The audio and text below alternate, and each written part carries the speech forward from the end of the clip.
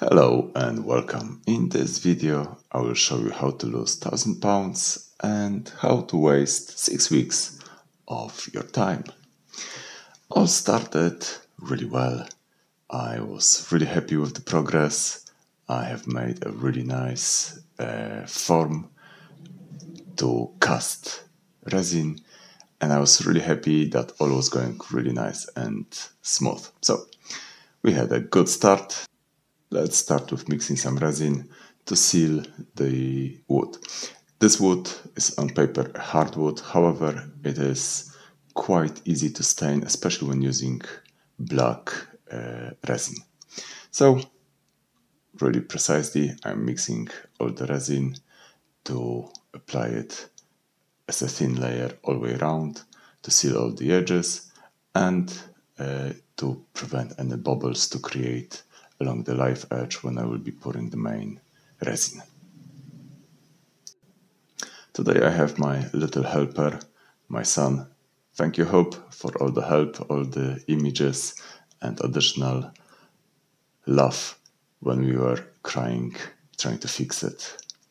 It was really nice to have you as a company. Anyway, going back to the formwork, everything has been set up nicely. I was really happy that I covered all the bases. The whole slab is as flat as it can be, and I'm hoping that the pour will go as planned. I managed to seal all the edges nicely. Then, just to be double sure, I used the tape, and on top of the tape I used the wax to make sure that it will not stick. And I'm slowly starting to pour black resin, and on the inside probably I should have used bigger pots to mix them, but I thought I would just take it steady and slow. I didn't know exactly what ratio should I be mixing the black dye to have it really jet black, but overall I was quite happy. I was counting the droplets, which is paint the backside. It says on the box that it should be per weight, but it's quite hard to measure weight of so many droplets per little container. Anyway, I'm following a good practice. I'm using double pots to mix it from one to another so that there will be no unmixed residue. Again, I'm trying to follow as good as I can the guidance from the manufacturer.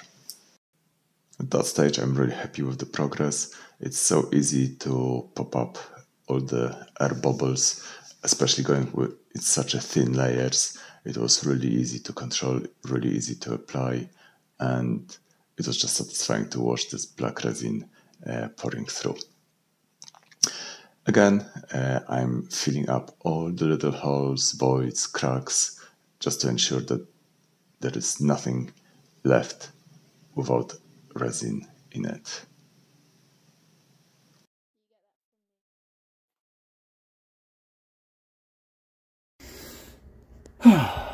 That's my biggest cock-up in terms of the resin experience so far. I did pour quite a few liters of it last night, and I think I was just tired because I mixed hardener with resin. Instead of looking at those lovely numbers, I mixed them 50 to 45. I just cannot believe what I have done, but it will cost me approximately 350 quid worth of resin. I need to take out all of it, all that I have poured in last night. I'm not sure how I'll do it with least amount of mess, but I need to do it because it will never cure. So you can see that still I can imprint my finger in it, and probably I can do the same. Actually, it's not that bad. Apparently it will never cure, but this one doesn't look that bad. Let's have a think. After spending another few minutes thinking about it, should I leave it, should I wait, maybe it will cure, I just thought that I need to bite the bullet and just get on with it. So the whole process started with cleaning this lovely mess. You can still see a gooey patch of resin, I used a spoon, haha, trying to scoop it out. No, I managed to bend it in 10 seconds, and that was the first wrong tool to use. As you will see in the next couple of minutes, I was picking every single tool in my shed that I can come up with to try to remove the bloody, gooey, sticky black resin. You can still see that along the edges, resin didn't cure, and it's still quite soft, and it's bloody sticky. Anyway, after removing part of the formwork, I started to lift it up, and each piece is give or take 70 kilograms, 60, 70 kilograms in weight, and it's quite hard to lift it, pick it up, especially when you use gloves and they stick to this or they slide. So it's not easy, and every time I try to put a wedge underneath, it's of course sliding back because sometimes it is on the tape that is nicely waxed so that it will not stick, or it is already covered in black resin, and because of this it will slide. And it took me, I think, 3 hours to actually separate the first piece from the formwork and the other one. Thanks, Hope, for all the help and lovely suggestions. I tried to lift it, rotate it, flex it, and to be fair, very little worked. So I even got to the point that I'm using wedge on top of the little wedge and big wedge, trying to get more leverage, to put more pressure on the main resin, trying to separate it, but it just doesn't work. It's so frustrating.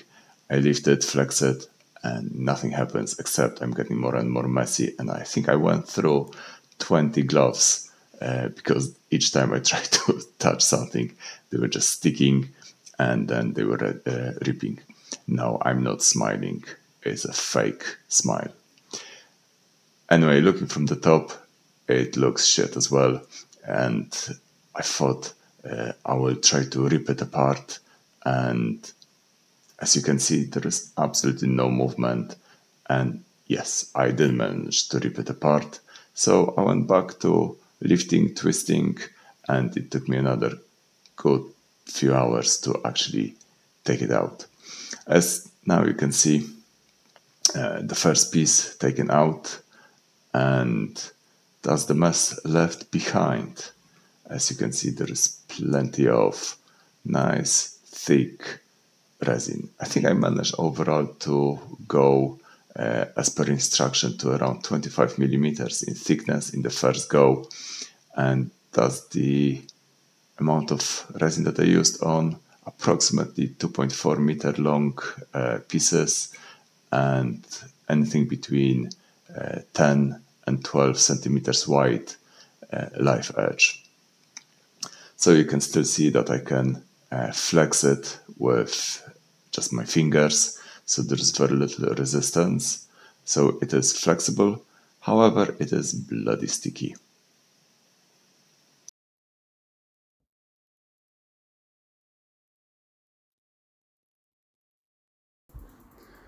What a bloody disaster. What an idiot.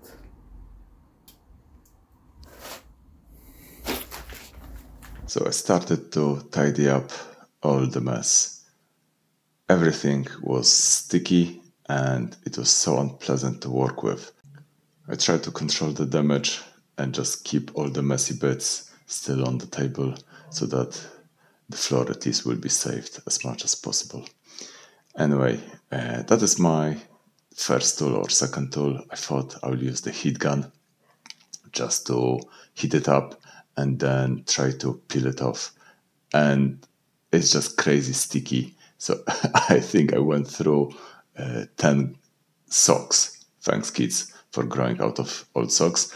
And every time I tried to peel it off, the glove, the sock was sticking to it.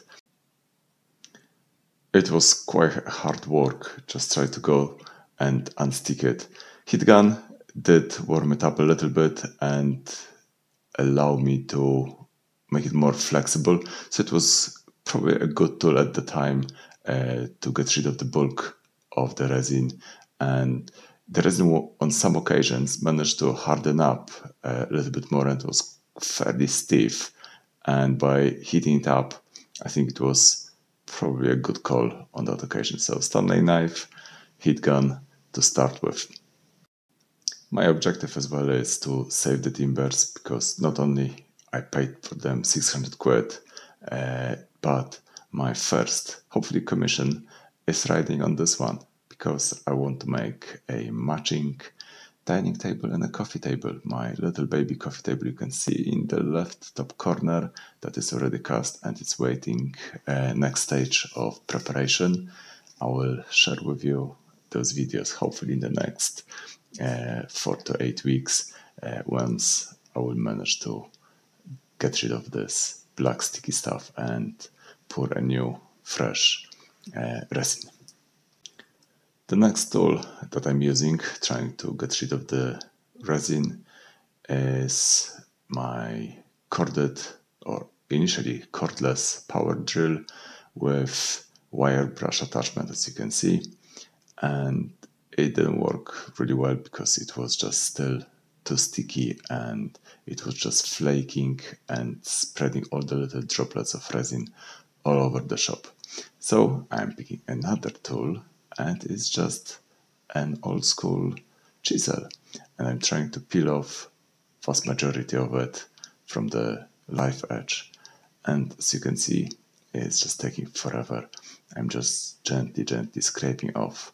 Luckily, it doesn't really matter if I damage that surface or not, because it will be covered by resin in the future.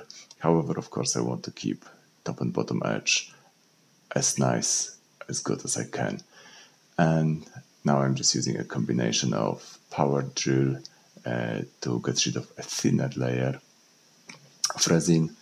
And it's quite a slow process. It's not going easy. Then I thought, bloody hell, it takes forever. Let's heat it up and use the wire brush attachment. And I think that was a bad call, because the resin was getting quite soft and more sticky, and when I applied the brush, it just went everywhere.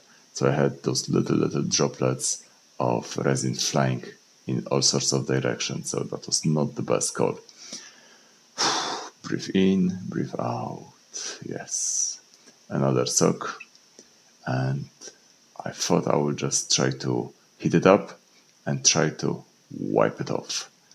Nope, it didn't go well. So heating up, wiping off was crazy messy, and it didn't work well. And you can see how gooey that resin is, and it just sticks to everything.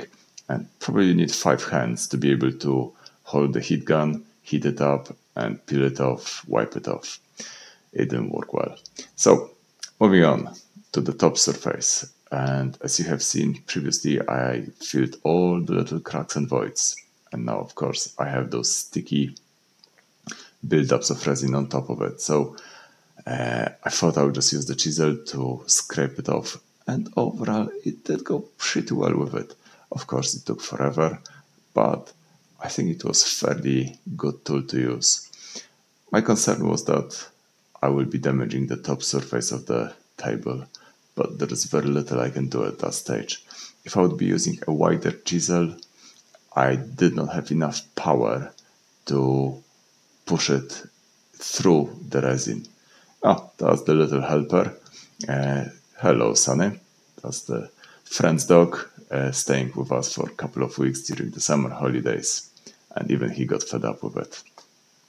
Anyway, going back to scraping of the resin, it was a really slow and painful process, but I cracked on, usually hour at the time, because then I was getting fed up with it. That is my go at removing resin from the cracks, and I'm not blown away by this method. I'm still not 100% sure how I will scoop it out, but I will leave it and I will worry about it later on.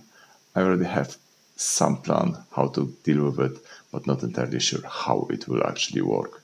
So you can see that I try to use this narrower brush, and it's just gently damaging the top surface of the timber, which I'm not happy with.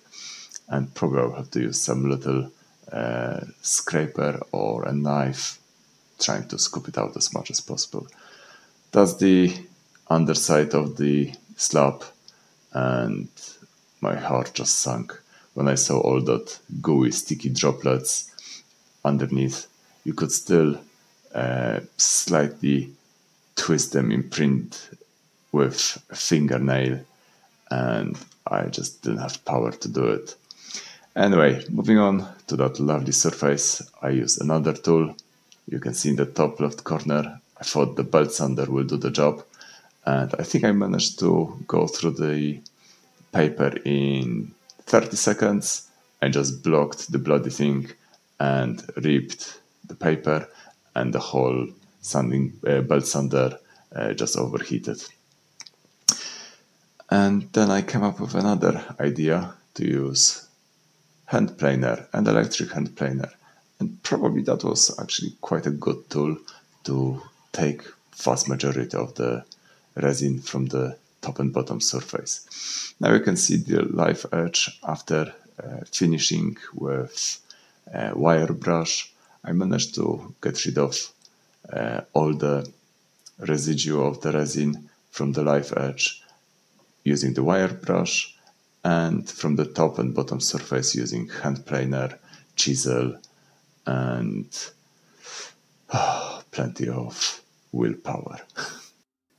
You can see now the amount of mess left behind is just so many shreds of resin mixed with dust, timber, and then you can still see the bigger chunky pieces of resin that I managed to rip off. And even after another good week plus, I lost track of time, it's still soft and flexible, so it just doesn't work. And then I took the second piece and my heart sank. I just saw this black surface and I didn't have power to deal with it. I think I took another day off before I committed. You can see that it is still flexible, still gooey, and it just blocks most of the tools when I try to use. And every time I touch this or look at this, I was just so angry with myself and disappointed, but it will be a lesson that hopefully I will never repeat again. This soft resin was blocking every single tool that I tried to use, so the electric planer, as you can see, was collecting sawdust, timber shavings, and that soft, gooey resin, and was blocking the tool in, let's say, 30 seconds. So it took me forever trying to have a few goes, few passes with the planer, and then remove the build-up of the resin and timber in that slot. That is my go at finding first solution how to deal with the soft resin trapped in the cracks.